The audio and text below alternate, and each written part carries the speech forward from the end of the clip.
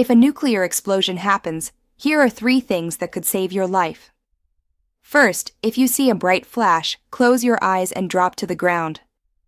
The flash can blind you, and the blast wave can throw you hard. Second, get inside the nearest building, fast. Concrete is best. Shut all windows, doors, and any small openings. Third, don't touch anything outside. If you were exposed, take off your outer clothes and wash your skin with soap and water. Stay calm. Stay inside. And wait for official instructions, and don't forget to like this video and to subscribe in my channel.